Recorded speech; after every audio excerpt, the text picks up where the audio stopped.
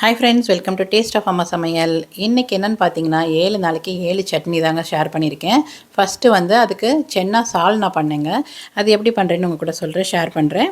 முதல்ல வந்து சென்னாவை நல்லா வேக வச்சு எடுத்து வச்சுக்கிட்டேன். அதுக்கப்புறம் கடாயில் எண்ணெய் சேர்த்து பட்டை, கிராம்பு, சோம்பு, ஏலக்காய் எல்லாத்தையும் நல்லா பொரிஞ்சதுக்கப்புறமா இஞ்சி, பூண்டு, வெங்காயம் இதையும் நல்லா வதக்கிடுங்க. கொஞ்சமாக கருவேப்பிலை, நிறைய இல்லைங்க, ஒரு 4 அப்புறம் கொஞ்சம் தேங்காய், இதிலே பொட்டுக்கடலை, தக்காளி எல்லாம் சேர்த்து நல்லா வதக்குங்க. தேவையான அளவு உப்பு சேர்த்து அரைச்சி எடுத்துக்கோங்க. அப்புறம் கடாயில் எண்ணெய் சேர்த்து கொஞ்சம் சோம்பு, ஜீரகம், கருவேப்பிலை, பச்சை மிளகாய் பொரிஞ்சதுக்கப்புறமா அரைச்சிருக்க மசாலாவையும் சேர்த்துடுங்க.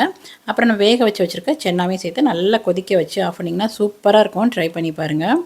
இது ரெண்டாவது என்னென்னு பார்த்தீங்கன்னா கொத்தமல்லி, புதினா, கருவேப்பிலை 3ஐயும் நல்லா வாஷ் பண்ணி வச்சுக்கோங்க. அதுக்கப்புறம் கடாயில் கடலைப்பருப்பு, பூண்டு, பச்சை மிளகாய், வெங்காயம் இதெல்லாம் நல்லா வதக்கி விடுங்க. கலருக்காக கொஞ்சமாக காஷ்மீரி சில்லி சேர்த்துருக்கேன். அதையும் நல்லா வதக்கி விட்டுட்டு கொஞ்சம் தேங்காய் வேணும்னு சேர்த்துக்கோங்க. அப்புறம் கொத்தமல்லி, புதினா, கருவேப்பிலை நம்ம வாஷ் பண்ணி வச்சுருக்கோம் இல்லையா, அதையும் சேர்த்து நல்லா மிக்ஸ் பண்ணி விட்டுட்டு அது நல்லா வதங்கட்டும். அது ஆறுனதுக்கப்புறமா மிக்சியில் போட்டு அரைச்சிக்கோங்க. அரைச்சிட்டு கடுகு, உளுத்தம் பருப்பு தாளித்து கொட்டினிங்கன்னா ரொம்ப சூப்பராக இருக்குங்க. இதில் வந்து நம்ம கொத்தமல்லி, புதினா, கருவேப்பிலை எல்லாமே இருக்கு இல்லையா, ரொம்ப ஹெல்த்தியாகவும் இருக்கும், டேஸ்ட்டும் நல்லாயிருக்கும். ட்ரை பண்ணி பாருங்கள். இது உப்புக்கு தேவையான அளவு உப்பு சேர்த்துக்கோங்க உங்களுக்கு. இப்போ ஆறிடுச்சு. நான் மிக்சியில் அரைச்சிக்கிறேன். தாளிக்கிறதுக்கு வெறும் கடுகு, உளுத்தம் பருப்பு, கொஞ்சம் பெருங்காயம் சேர்த்துட்டு கருவேப்பிலை, அவ்வளோதாங்க. இப்போ நம்ம அரைச்சி வச்சுருக்கதையும் சேர்த்து கொஞ்சம் தண்ணி விட்டு லேசாக கொதிச்சதுக்கப்புறம் ஆஃப் பண்ணிவிடுங்க. சூப்பராக இருக்கும். இது இட்லி, தோசை எல்லாத்துக்கூடும் ரொம்ப நல்லாயிருக்கும். இது தேங்காய் சட்னிக்கு வந்து தேங்காய், பொட்டுக்கடலை, பச்சை மிளகா, பூண்டு, சம்டைம்ஸ் இஞ்சியும் சேர்த்துக்கலாம். அது நம்மள இஷ்டத்துக்கு தான். இதுக்கு தாளிக்கிறதுக்கு வந்து கொஞ்சம் ஜீரகம், அப்புறம் கடுகு, பெருங்காயம், கருவேப்பிலை தாங்க.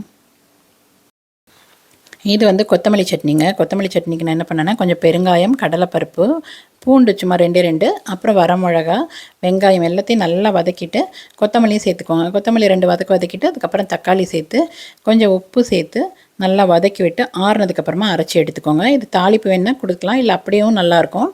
தாளிக்கிறதுக்கு கடுகு, உளுத்தம்பருப்பு, கருவேப்பிலை சேர்த்துட்டு இப்போ அரைச்சிருக்க சட்னியை சேர்த்துக்கிட்டேன். இதுவும் ரொம்ப நல்லாயிருக்கும். ட்ரை பண்ணி பாருங்கள். முன்னாடி வந்து புதினா, கொத்தமல்லி, கருவேப்பிலை சேர்த்து அரைச்சது. இதுக்கு வந்து வேறு, இது வந்து வெறும் கொத்தமல்லி மட்டும்.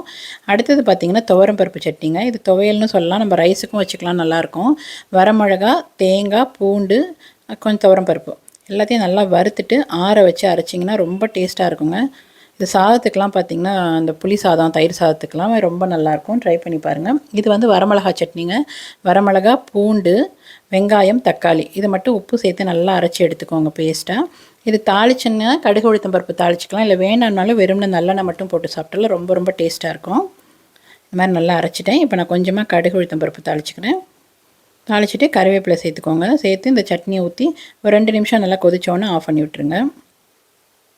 இதுவும் சுட சுட இட்லிக்கு அவ்வளோ நல்லாயிருக்கும். இல்லை பச்சையாகவே வெறும்னு அரைச்சிட்டு அதை கூட நல்லெண்ணெய் சேர்த்து சாப்பிட்டிங்களா அதுவும் சூப்பராக இருக்கும். அடுத்தது பார்த்திங்கன்னா சென்னா குருமா தாங்க பண்ணேன்.